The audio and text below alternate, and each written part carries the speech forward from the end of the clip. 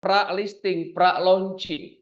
Ya, jadi presale token ini adalah suatu keadaan, teman-teman ya, keadaan yang berada di dalam industri kripto, di mana project blockchain yang baru ya, fase awalnya itu pengembang memberikan kesempatan kepada orang-orang yang tertarik dunia kripto gitu ya, atau kripto entusias, dan mereka memberikan kesempatan untuk mendukung project tersebut dengan cara memberikan kesempatan untuk token atau koinnya itu bisa dimiliki oleh kripto entusias dimanapun mereka berada, gitu ya, mendukung dengan cara membeli token atau membeli koinnya, gitu ya, sebelum token atau koin tersebut secara resmi diluncurkan dan tersedia untuk diperdagangkan secara publik ya di bursa kripto, baik yang kecil, medium ataupun yang besar. Ya, jadi teman-teman bisa dilihat nih. Jadi token presale ini adalah fase awal ya dari satu project blockchain, memberikan kesempatan kepada kripto entusias, orang-orang yang tertarik di dunia kripto gitu ya, untuk mendukung. Caranya gimana? Orang-orang tersebut, kripto entusias tersebut, mereka bisa beli dan support project tersebut. Dan karena ini fase awal, maka yang mereka beli itu, aset itu atau koin atau token itu memang belum secara resmi diluncurkan dan juga belum secara resmi tersedia diperdagangkan secara publik di bursa kripto. Apa sih tujuannya? Secara mendasar, teman-teman, tujuannya itu membangun komunitas. Ya, seperti teman-teman tahu atau mungkin beberapa dari teman-teman yang hadir malam ini juga mungkin sudah dapat informasi bahwa tujuan dari presale ini membangun komunitas, teman-teman. Ya, komunitas yang mendukung proyek ini supaya semakin besar dan bersama developer dalam konteks pengembangan proyek bisa membuat ide itu dieksekusi dengan baik. Ya, tentunya ide itu juga tetap relevan terhadap apa? Industri blockchain itu sendiri dan narasi kripto yang lagi in di periode ini. Gitu ya, teman-teman ya. Yang kedua, membangun pasar atau memvalidasi pasar, market. Ya, yang ketiga, ini mengukur kesiapan, teman-teman. Perhatikan ya, mengukur kesiapan. Kata kuncinya adalah kesiapan suatu proyek untuk launching di bursa kripto. So, kalau satu kata kunci mengukur kesiapan, artinya teman-teman, kitalah, andalah, kita semua yang membangun proyek ini untuk siap meluncur di bursa kripto. Apa aja kesiapannya? Ya, dari sisi jumlah komunitas, dari sisi teknologinya, dari sisi pengembangnya, lalu tokenomicsnya yang bisa di-verify, lalu dari sisi liquidity-nya, teman-teman ya. Jadi banyak hal yang disiapkan. Tapi buat teman-teman yang berada dalam konteks komunitas, teman-teman mendukung untuk mempersiapkan dengan cara besarkan komunitas ini dari hari ke hari, teman-teman. Dimanapun Anda berada, di negara manapun Anda berada. So, ini adalah pemahaman dasar dari presale token event. Ya, presale event lah. Karena kita ada dalam bentuk token, ya, token NSG, maka saya pakai diksi token, bukan koin. Itu teman-teman ya. So, berikutnya teman-teman, apa sih yang membedakan ya? Apa sih yang membedakan presale pada umumnya dan presale NSGP? Teman-teman bisa lihat di layar Anda, teman-teman. Ya, bisa lihat di layar Anda. Presale pada umumnya itu walletnya dikunci, teman-teman. Ya, walletnya dikunci. Tapi presale NSGP, wallet Anda nggak dikunci, token bisa diperjualbelikan. Apa tujuannya? Nah, itu kan, apa sih tujuannya? Ya, tujuannya satu, teman-teman. Percepatan pertumbuhan komunitas generasi awal.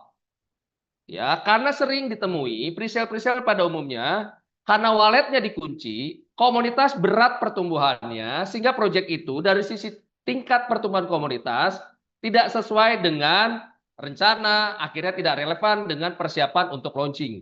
Nah, tapi kalau di NSGP teman-teman, ini berbeda. Justru karena tidak dikunci, maka ini adalah keunggulan. Ya, ini keunggulan teman-teman. So, saya mau bilang bahwa ini kita memiliki keunggulan. Kenapa? Karena wallet atau token Anda tidak dikunci. Token yang Anda terima rilisnya setiap hari, ketika Anda melihat ada potensi kenaikan harga untuk siap diperjualbelikan, Anda bisa lakukan. Tetapi konteks perjualbelikannya adalah jual beli ke komunitas yang baru. Mengapa? Supaya koheren. Ya, konsisten dengan pengertian di awal. Apa itu? Bahwa tujuan dari presale adalah pertumbuhan komunitas. Jadi kalau misalnya token dijual, bukan dijual ke upline, bukan dijual semua ke upline. Udah gitu adalah orang-orang yang habis jual, tinggalkan project ini, udah dapat duit dari sini, tinggalkan project ini. Nggak seperti itu teman-teman. Jadi kita samakan dulu persepsinya, bahwa presale NSGP memiliki keunggulan yang sangat-sangat unik. Apa itu? Tokennya nggak dikunci, teman-teman.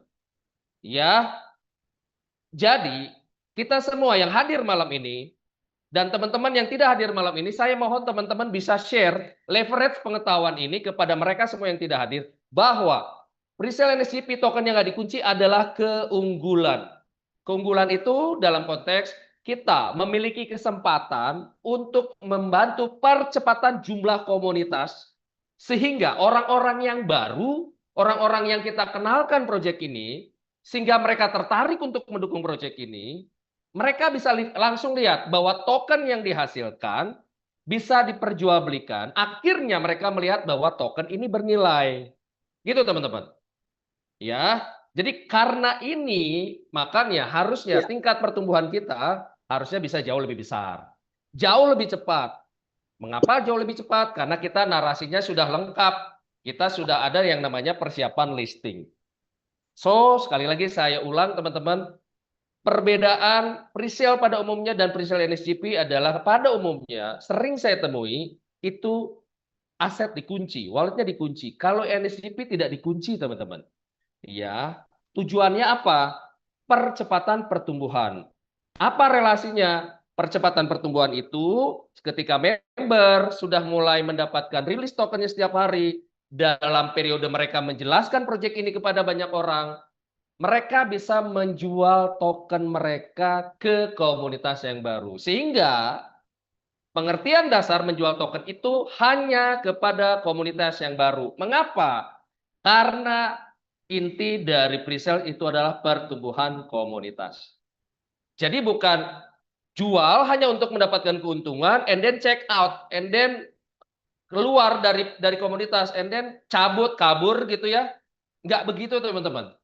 Jadi kalau komunitas awal di pre-sales yang mendapatkan kesempatan bisa jual tokennya, harus memiliki komitmen yang tinggi. Kenapa? Karena sebagai generasi awal, generasi yang percaya ide, yang harus mendukung ide ini, mendukung proyek ini menjadi sesuatu yang sukses dan besar. Memang berat generasi awal, early hunter, early adopter itu memang berat. Dimanapun proyek kripto, early adopter adalah selalu generasi yang paling berat karena mereka yang membentuk semua yang kaitannya dengan komunitas. Jumlah komunitas, kualitatif pengertian dari proyek, dari komunitas itu tersendiri gitu ya. Lalu membangun hype-nya, memang paling berat teman-teman. Apalagi di kita memilih pertumbuhan komunitas dengan mekanisme offline community. So this is a very hard work teman-teman. Ini kerja keras yang kita butuhkan. Maka persepsi harus kita samakan supaya gerakannya dengan spirit yang sama teman-teman. Ya, jadi mudah-mudahan teman-teman yang sudah bisa melihat layar dari handphonenya sudah memiliki pemahaman yang sama bahwa dengan tidak dikuncinya token kita, ini adalah keunggulan daripada presale pada umumnya. Dan ini bisa jadi kekuatan kita buat pertumbuhan kita di 3 bulan 2025 ini, 3 bulan terakhir gitu ya, untuk dapat pertumbuhan, akselerasi pertumbuhan komunitas jauh lebih cepat daripada kuartal 1, kuartal 2, sampai kuartal 3 2025, teman-teman. Oke, ini mengenai ilustrasi presales pada umumnya dan presales NSGP. Oke, so berarti teman-teman ya, NSGP presale berarti adalah satu periode di mana para early community, komunitas-komunitas awal yang mendapatkan kesempatan beli aset kripto bentuknya token ataupun koin, katakan di sini token, kita mendapatkan kesempatan untuk beli di harga murah, kita kesempatan bangun komunitas, dan dalam periode menunggu listing kita bisa membuktikan kepada komunitas-komunitas yang baru bahwa token ini bisa diperjualbelikan. So itulah cara kita di Presale NSCP mendukung proyek ini terus berkembang agar relevan dengan ide besar dari proyek itu sendiri. Gitu teman-teman ya. Lalu potensinya apa? Teman-teman harus mengenal bahwa ketika ada generasi awal, early adopter, early generation gitu ya mendukung satu proyek, mereka mendapatkan informasi yang tidak mudah. Ya, bisa dapat informasi dari proyek yang seperti ini, proyek yang bagus seperti ini gitu ya. Mereka karena dapat informasi lebih awal, mereka tentu memiliki potensi keuntungan dari selisih harga ketika mereka beli di awal periode atau katakanlah di awal-awal pre-launch itu meluncur sampai saatnya nanti listing. Ya, contoh, mungkin ada dari sebagian teman-teman yang beli di 0,100 atau mungkin di 0,105 gitu ya. Dan ketika nanti listing, ya rumornya listing itu harganya mungkin bisa 0,3 sampai 1. Ya, rumornya seperti itu. Ya, sering saya dengar dari beberapa leader komunitas mereka mengatakan itu dan mereka bertanya sama saya, berapa harga yang pasti, dan saya tidak bisa bicara tentang itu karena saya tidak ada otoritas tentang itu, teman-teman. Tetapi logika dari semua proyek kripto pada umumnya early generation mereka membeli harga di bawah, ketika listing mereka memiliki potensi yang sangat besar ketika harga listing itu jauh lebih tinggi daripada harga ketika mereka beli. So this is huge opportunity buat teman-teman. Artinya kalau kita menjelang listing, ini bukan lagi tentang seberapa banyak token yang kita punya, teman-teman. Tapi seberapa banyak kita berkontribusi untuk pertumbuhan komunitas. Buat apa? Yang tadi, teman-teman, komunitas, market validation, membangun pasar. Yang ketiga adalah mengukur kesiapan. Itu, teman-teman ya. Karena semakin banyak komunitas yang masuk, semakin banyak yang beli token BNSG, itu juga akan membantu terhadap kekuatan dan sehatnya likuiditas. Kenapa? Karena memang salah satu hal yang sangat fundamental untuk persiapan listing adalah likuiditas yang sehat dan kuat. Itu teman-teman ya. Jadi ini bukan tentang Anda dapat berapa, Anda punya berapa token, berapa banyak aset yang Anda punya, tapi seberapa besar Anda berkontribusi terhadap pertumbuhan komunitas. So buat Anda yang memang punya member, misalnya katakanlah investor gitu ya, di periode-periode sekarang saatnya Anda jelaskan kepada mereka bahwa mereka harus punya persepsi yang sama, arah yang sama, kepedulian yang sama, gerakan yang sama untuk berkembangnya komunitas kita jauh lebih cepat ketimbang 6 bulan atau 7 bulan yang lalu, teman-teman. So, itu sangat penting kita samakan persepsi, kita tahu sekarang tujuannya, dan kita tahu sekarang seberapa besar potensi ketika teman-teman jadi early generation membeli token di harga bawah, dan bisa lepas token di harga sesuai preferensi teman-teman ketika saatnya listing. Gitu ya. Dan banyak saya temui leader-leader atau member-member, ya saya keliling beberapa kota gitu ya. Mereka sekarang sudah mulai mengerti ketika kita memiliki narasi listing sekarang. Mereka berpikir nggak mau jual di periode sekarang lagi. Mereka sudah tidak mau lagi jual. 90% setelah saya jelaskan bahwa kita memiliki narasi yang lengkap sekarang untuk membangun komunitas, mereka sudah memiliki pemahaman bahwa jangan jual barang sekarang. Ya, untuk itu teman-teman, buat Anda yang lagi mau membangun komunitas di grup Anda jauh lebih besar, jauh lebih gila jumlahnya, yuk kita punya gerakan yang sama. Jangan buang token Anda, teman-teman. Jaga token Anda, bangun komunitas. Ya, hanya dua, jaga, bangun komunitas, jaga, bangun komunitas, jaga, bangun komunitas, teman-teman. Ya, itu yang membuat kita jauh semakin kuat dari sisi nilai token, nilai pasar, maupun jadi semakin bagus dari nilai intrinsik dari si token tersebut. Itu teman-teman ya. So, jadi saya mau kasih konklusi ke teman-teman mengenai tadi presale, ya, itu adalah fase awal dari satu project blockchain gitu ya, yang memberikan kesempatan kepada crypto enthusiast, orang-orang yang mau mengenal kripto, orang-orang yang sudah ada di dunia kripto, orang-orang yang lapar tentang informasi kripto, orang-orang yang lapar tentang bagaimana caranya bisa dapat duit banyak di kripto. Orang-orang tersebut memiliki kesempatan untuk mendukung proyek tersebut, beli tokennya, beli koin proyek tersebut ketika harga awal. Kenapa harga awal biasanya rendah? Karena early generation memang memiliki kesempatan untuk mendukung di awal sebelum token atau koin tersebut listing. Ya, lalu tujuan-tujuan dari presale teman-teman sudah tahu secara fundamental itu community, the one and only, terbaik, yang paling penting, jumlah komunitas. Teman-teman ya, lalu market validation, seberapa pasar yang bisa dibangun, seberapa banyak pasar yang bisa dibangun. Yang ketiga, mengukur kesiapan. Gitu ya, kalau mengukur kesiapan berarti konteksnya bersama-sama dengan pengembang. Dari sisi teknologinya, gitu ya, dari sisi platformnya, dari sisi liquidity-nya, teman-teman ya, dari sisi ekosistemnya, sehingga membentuk nilai intrinsik dari si koin atau token tersebut, itu mereka lakukan bersama-sama dengan kita para community builder. Ya, lalu potensinya udah pasti. Semua early generation mereka memiliki spirit early hunter.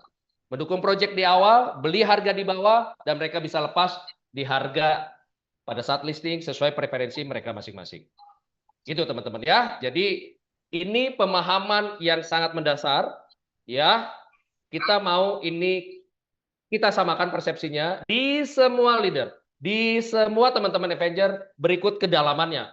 Udah ada yang sampai kedalaman 19, ada yang kedalamannya sampai 25, teman-teman. Dan saya mau kita samakan persepsi seperti ini. Mengapa? Karena kemarin saya keliling beberapa kota, hampir 1 bulan, saya mendapatkan temuan-temuan masih belum sama cara memandang periode sekarang. Kenapa? Karena periode sekarang narasinya kita sudah komplit. Narasinya kita tahu mau listing, gitu ya.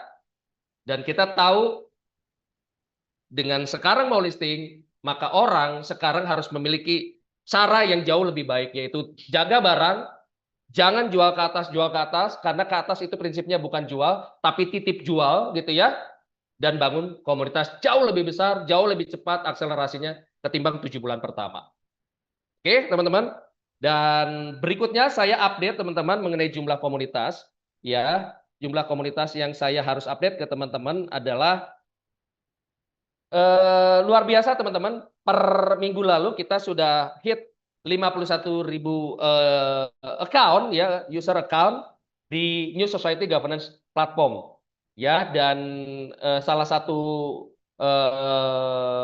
salah satu syarat untuk bisa listing, ya saya yakin teman-teman banyak yang tahu adalah how much community we have. Seberapa banyak komunitas yang kita miliki.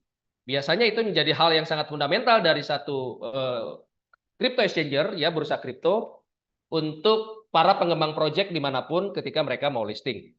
Ya teman-teman, so mudah-mudahan dengan angka 51.000 ini menjadi momentum yang jauh lebih gila lagi di 3 bulan terakhir ini untuk 2025 kita bisa akselerasi jumlah komunitas teman-teman. Ya, bukan berarti teman-teman tahu akan ada listing and then semua menjadi slowing down. Saya rasa nggak begitu teman-teman.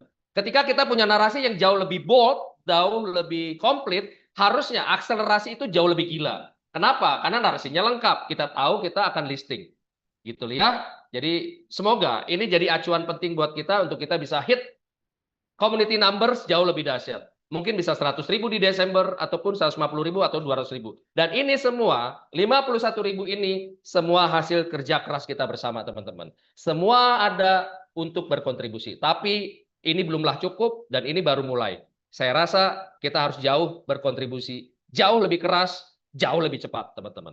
Oke? Berikutnya teman-teman, ya berikutnya ini tentang UI Fresh Look. Ya, ini UI Fresh Look. Dan kemarin saya mendapatkan beberapa teks dan beberapa komen dari beberapa leader gitu ya. Kebetulan kemarin seminggu terakhir saya ada di daerah Banten. Ya, saya mendapatkan informasi yang menyenangkan karena mereka melihat UI NSGP gitu ya. User interface maksudnya UI ini user interface ya, tampilan dari si NSGP account dan aplikasi ya decentralized application ini itu jauh lebih menarik ya, jauh lebih menarik ya. Bahkan ada beberapa leader yang kemarin saya temui dan leader tersebut memang senang sekali bikin video di TikTok. Dia berencana untuk bikin video-video singkat di TikTok untuk bisa membangun awareness tentang NSGP ya karena adanya perubahan tampilan atau user interface dari NSGP ini teman-teman. So ini sesuatu yang menarik. Mengapa menarik? Karena inilah salah satu hal yang fundamental membuktikan bahwa proyek kita bukan Ponzi. Proyek kita bukan bisnis odong-odong atau BO, bohongin orang. Enggak, teman-teman. Kalau bisnis Ponzi, bisnis BO, UI-nya dari dia launching sampai dia shutdown itu sama, teman-teman. Why? Karena kan harus ada expense di situ. Benar nggak? Ya kan? Harus ada ide, harus ada waktu, harus ada proses diskusi, harus ada yang namanya riset. Ya, satu UI itu keluar nggak ujuk-ujuk soalnya teman-teman. Di semua teknologi company, di semua teknologi apps, gitu ya, UI itu selalu ada yang namanya riset di belakangnya. Bagaimana caranya bisa mendapatkan tampilan yang menarik, tapi user friendly. Gitu teman-teman. So, kalau misalnya ada yang bilang bahwa UI ini kok kenapa berganti gitu ya, kita bukan berganti. Kita ini melakukan development untuk jauh lebih user friendly, jauh lebih segar, dan intinya ini sebagai alasan fundamental bahwa proyek NSCP bukan proyek Ponzi, bukan proyek bisnis odong-odong. Ya, kenapa? Karena kalau bisnis Ponzi odong-odong, mulai mereka ada sampai mereka mati, itu biasanya tampilannya ya gitu-gitu aja, teman-teman. Oke, jadi ini satu selling point kepada teman-teman. Kalau misalnya teman-teman ada di market, ya, kalau ditanya apa bedanya NSGP gitu ya dengan yang bisnis odong-odong yang lain-lain yang sebelum-sebelumnya, teman-teman bisa lakukan penjelasan tentang selling point dari sisi UI Fresh Look ini, teman-teman. Ini jadi kekuatan baru buat kita. Ini membuktikan bahwa developer ya selalu berpikir bagaimana bisa memiliki awareness di market. Ya, awareness di market. Dengan ada awareness di market, maka akan meningkatkan engagement farming. Gitu loh, teman-teman. Sehingga banyak orang yang akhirnya mulai naik awareness-nya, menggunakan akunnya juga lebih mudah, buat kata mohon maaf mungkin di segmen baby boomer gitu ya. Teman-teman yang usianya mohon maaf mungkin di 55 ke atas yang kadangkala agak kesulitan mereka mau mengoperasikan suatu akun gitu ya. Akhirnya dengan tampilan yang lebih menarik, lalu pilihan tombol-tombol yang langsung terlihat tanpa perlu di-scroll seperti sebelumnya jauh-jauh gitu ya. Ini juga jadi lebih membuat mereka juga lebih enak gitu untuk melakukan operasinya gitu ya, operasi untuk akunnya masing-masing. So this is a good news for us, teman-teman. This is a good news for all community every country gitu ya. So ini jadi selling point teman-teman ke market, menjelaskan ke calon komunitas ya, buat mereka melihat bahwa kita memiliki selling point yang terus di-develop. Salah satunya fresh look dari user interface atau tampilan dari akun si pengguna. Gitu teman-teman ya. So, saya rasa ini bisa jadi kekuatan mulai kita malam ini atau mungkin bahkan dari tadi malam, dan kita bisa tingkatkan akselerasi kita untuk pertumbuhan komunitas, teman-teman. Ya, kan gak enak. Kita sekarang ngomong 51.000. Ya, kita udah memiliki narasi yang bold, narasi yang lengkap, UI-nya sudah lebih fresh tampilannya, tapi akhir Desember kita memiliki komunitas katakanlah hanya kenaikannya 10.000. Rasanya sayang banget, teman-teman. Ya, developer sudah berpikir melakukan banyak hal, dan teman-teman community builder juga di level-level Avenger, di level-level Special Force selalu memberikan masukan, selalu berdiskusi dengan hangat, dengan keras. Yang tujuannya apa? Tujuannya untuk perkembangan kita semua. Dan saya mau ini kita bisa jaga sama-sama dan kita pakai kesempatan ini untuk kita bisa akselerasi jumlah pertumbuhan komunitas. Gitu ya, teman-teman ya. Oke. Berikutnya, teman-teman, ya, berikutnya adalah token ekosistem. Ya, berikutnya adalah token ekosistem. Saya mendapatkan temuan ada beberapa member yang masih belum terupdate, teman-teman. Tentang apa? Ya, tentang adanya WBNSG, teman-teman ya. Jadi kurang lebih ada 11 kota di 3 minggu terakhir saya keliling. Masih ada yang belum terupdate tentang WBNSG, teman-teman. Wow, rasa-rasanya agak-agak menyedihkan ya. Kalau mereka yang memiliki mungkin kepedulian untuk bisa dukung proyek ini jauh lebih besar, bisa dapatkan keuntungan dari token yang mereka punya setelah nanti listing gitu ya. Ada yang belum aware tentang WBNSG, teman-teman. Ya, jadi dari 11 kota, dari beberapa provinsi yang saya kelilingan, saya masih cukup banyak menemukan bingung mereka bahwa ada yang namanya token RAP NSGB. Ya, jadi token WBNSG ini token BNSG, teman-teman. Supply maksimumnya tetap 1 miliar. Tetapi WBNSG ini token BNSG yang dibungkus di dalam blockchain gitu ya, di dalam algoritmanya untuk membedakan bahwa ini WBNSG adalah BNSG yang dihasilkan dari swap token NSG. Ya, oke. Jadi dari situ akan menjadi analytics, jadi analisis berikutnya dari sisi developer. Seberapa banyak WBNSG yang dihasilkan dari swap token NSG. Gitu teman-teman ya. Dan menariknya WBNSG ini hanya bisa didapat oleh komunitas melalui proses swap dari token NSG. Ya, dari token NSG. Oke, dan saya ulang sekali lagi, dan WBNSG bisa dipakai menjadi bond token untuk forging maksimal 50%, teman-teman. Ya, maksimal 50%. Ya, jadi contoh, kalau misalnya teman-teman sudah swap dari NSG ke WBNSG, katakanlah bisa dapat 1.000 atau 10.000. Tentunya teman-teman kalau mau pakai WBNSG itu untuk force, maka teman-teman harus pikirkan lagi, siapkan teman-teman punya USDT ya untuk bisa beli BNSG, bisa kontak hubungi upline-nya atau leader elite-nya untuk beli BNSG, teman-teman. Ya, dengan ada mekanisme 50-50, maka WBNSG-nya yang sebesar 1.000 token, BNSG-nya juga 1.000 token bisa dilakukan untuk forge. Ya, jadi sekali lagi WBNSG ini per tanggal 1 ini adalah penyesuaian yang sifatnya development yang memiliki tujuan yang baik. Ya, WBNSG ini didapat dari hasil swap token NSG, teman-teman. Ya, dan WBNSG serta BNSG adalah bond token yang memiliki supply maksimum 1 miliar.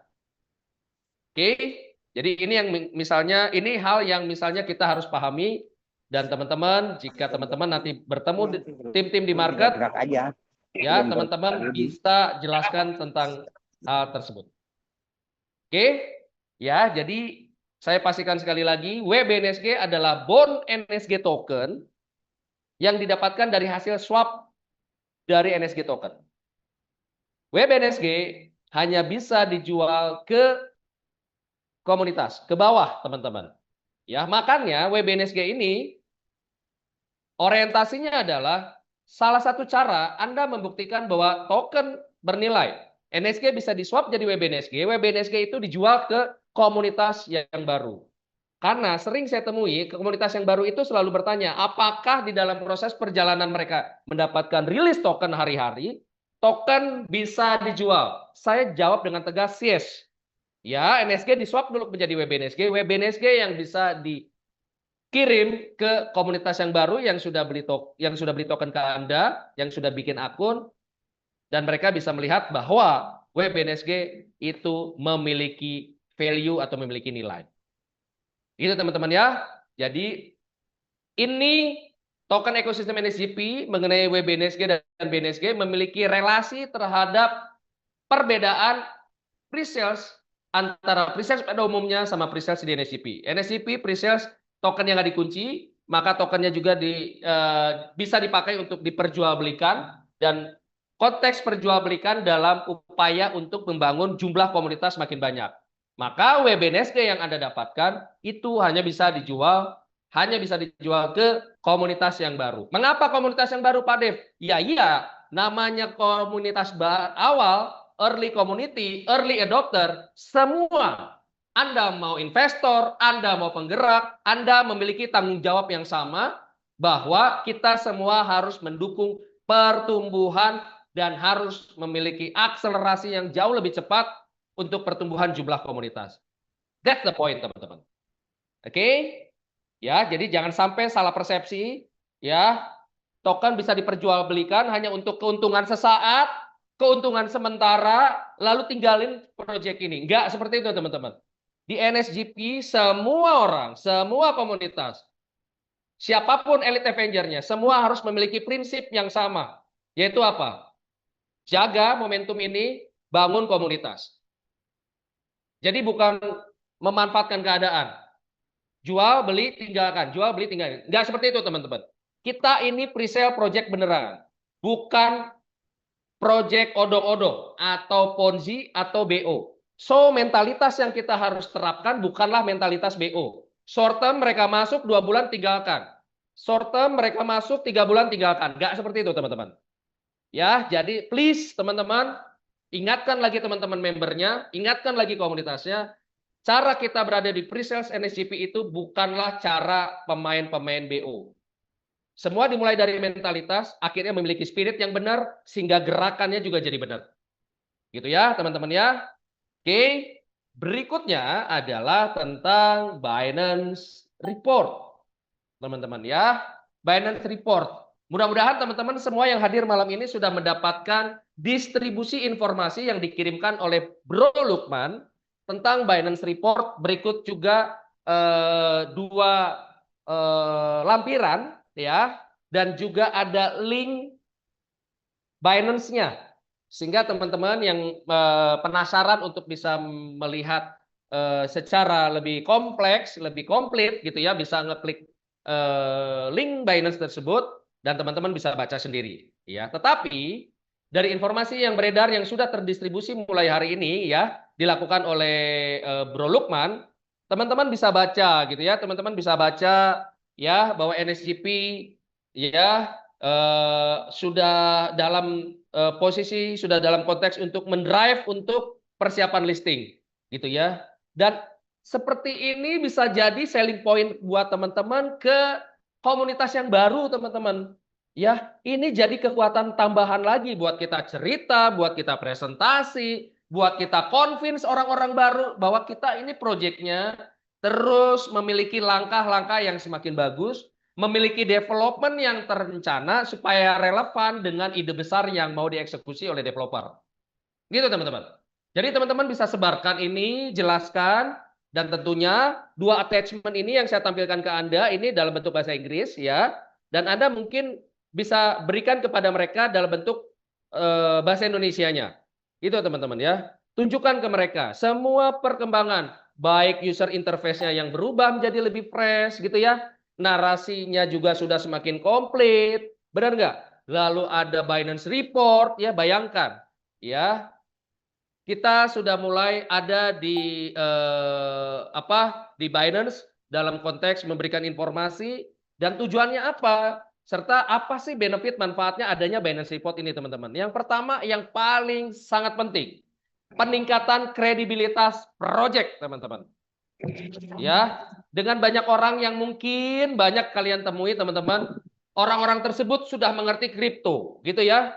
Atau mungkin ada orang-orang yang baru mengerti, mereka baru tahu Binance, atau mungkin mereka sudah mengerti kripto. Ini bisa menjadi kekuatan buat Anda untuk mereka, bahwa proyek ini bukan proyek odong-odong, teman-teman ya. Kenapa? Karena dengan adanya Binance Report ini bisa memberikan mereka rasa kepercayaan yang meningkat. Ya, karena apa? Peningkatan kredibilitas dari proyek kita diliput di Binance Report. Yang kedua tentunya proyeknya ini menjadi lebih visible. Ya, ada visibilitas proyek yang bisa terekspos ke ke spektrum yang lebih banyak, ke komunitas yang lebih luas di luar sana, teman-teman. Ini jadi kekuatan kita juga, teman-teman ya. So, buat teman-teman katakanlah ketemu komunitas digital A, komunitas digital B gitu ya. Teman-teman bisa informasikan bahwa perkembangan proyek kita ini udah sampai diliput ada di Binance Report. So ini jadi kekuatan buat teman-teman bisa share ke mereka. Ya, yang ketiga, liputan dari Binance ini jadi sinyalemen positif teman-teman buat apa? Kesiapan kita untuk listing. Tentunya kita jangan sampai kaku cara berpikirnya, teman-teman. Ya, harus tanggal berapa? Tanggal 7, bulannya tanggal sekian. Semua melihat dinamika dari proyek, dari makroekonomi, dari makro industri kripto itu sendiri, teman-teman. apakah lagi bullishnya lagi udah tepat gitu ya. So kita nggak bisa kaku. Tapi Binance Report yang ada di informasi di semua grup ini adalah positif sinyalemen tentang persiapan listing yang dilakukan oleh developer. Gitu ya teman-teman ya. So ini jadi kekuatan baru juga buat kita buat cerita ke banyak orang di luar komunitas kita supaya mereka bisa bergabung ke komunitas kita dan mendukung proyek ini lebih besar. Ya, yang keempat ini bisa jadi kekuatan untuk kita bisa akses ke market lebih luas, teman-teman. Wow. Kenapa? Karena diliput oleh salah satu crypto exchanger terbesar di dunia dalam konteks volume transaksi harian, yaitu Binance. Ini bisa menjadi kekuatan baru. Dan ini bisa memberikan akses ke market lebih luas. Akhirnya kita bisa memiliki jangkauan lebih luas lagi terhadap komunitas-komunitas di luar sana. Ya, dan yang terakhir tentunya ini jadi kekuatan kita. Untuk apa? Meningkatkan daya saing kita terhadap proyek-proyek lain di luar sana. Ya, tanya ke mereka apakah mereka proyeknya setelah sekian bulan mereka ada di Binance Report apa tidak gitu ya. Nggak apa-apa, teman-teman bisa diskusi dan teman-teman bisa showing mengenai informasi ini. Dan ini jadi kekuatan lagi buat kita cerita ke banyak orang-orang yang lagi ngerjain proyek di luar sana, ngerjain proyek, mendukung proyek di luar sana, kita bisa memberikan mereka satu keunggulan apa yang mereka mungkin belum punya sampai ke detik ini. Benar nggak teman-teman? Ya, tetapi tetap ingat informasi yang disampaikan oleh Presiden komunitas kita Bapak Johan, kita harus jadi komunitas yang sehat. Salah satu ciri komunitas yang sehat adalah kita tidak melakukan black campaign terhadap proyek lain. Kita fokus sama proyek kita fokus sama komunitas kita gedein proyek ini sampai jadi. Ya, teman-teman ya. Artinya sesuai dengan pesan dan sabda dari Presiden komunitas kita yaitu Bapak Johan, mari kita pakai semua informasi yang malam ini teman-teman dapat dari community update jadi kekuatan tambahan buat kita meningkatkan akselerasi pertumbuhan jumlah komunitas jauh lebih dahsyat daripada 6 atau 7 bulan kemarin. Ya, teman-teman ya. Oke, jadi saya rasa kita semua mudah-mudahan sudah berada dalam perspektif yang sama, spirit yang sama, dan mudah-mudahan mulai malam ini kita memiliki gerakan yang jauh lebih baik. Oke, untuk kita bisa bangun proyek ini jauh lebih dahsyat. Fokus kita ke pertumbuhan komunitas, edukasinya yang benar, edukasinya yang baik, dan pastikan teman-teman yang memiliki struktur ke bawah yang sudah berlayer-layer, berlapis-lapis, itu dapat informasi yang sama kualitas informasinya dengan teman-teman yang hadir malam ini, teman-teman. Oke, jadi ini adalah community update dari saya buat teman-teman malam ini, ya. Dan semoga community update malam ini bisa menjadi tambahan kekuatan yang dahsyat gitu ya buat kita bisa akselerasikan jumlah komunitas, teman-teman. Jangan lupa kita jangan melakukan black campaign sama project lain. Fokus dengan project yang ada dengan bisnis yang kita lakukan, fokus dengan tim sendiri, jangan urusin tim orang lain, ya. Fokus bikin acara, fokus bikin event, perbanyak table talk sharing. Yuk kita jadikan proyek ini lebih dahsyat daripada proyek yang sebelumnya kita pernah ikuti. Teman-teman, terima kasih. Ini adalah community update dari saya. Semoga bisa memberikan Anda perspektif baru supaya kita bisa jauh lebih dahsyat dari kemarin. Untuk itu, saya ucapkan selamat malam, salam sehat, salam sukses buat kita semua. Kita gas jumlah pertumbuhan komunitas lebih baik, tapi jangan lupa pastikan semua community member memiliki pengetahuan yang sama, yang berkualitas dengan kita semua yang hadir malam ini. Untuk itu, terima kasih. Sampai jumpa di Rabu yang akan datang di Community Update. Dan hari Jumat besok ada yang namanya presentasi NSGP berbahasa Indonesia. Oke, mohon maaf jika ada salah kata dari saya. Salam sehat, salam sukses buat Anda semua. Wassalamualaikum warahmatullahi wabarakatuh. Selamat malam. Sampai jumpa di hari Jumat dan Rabu depan, teman-teman.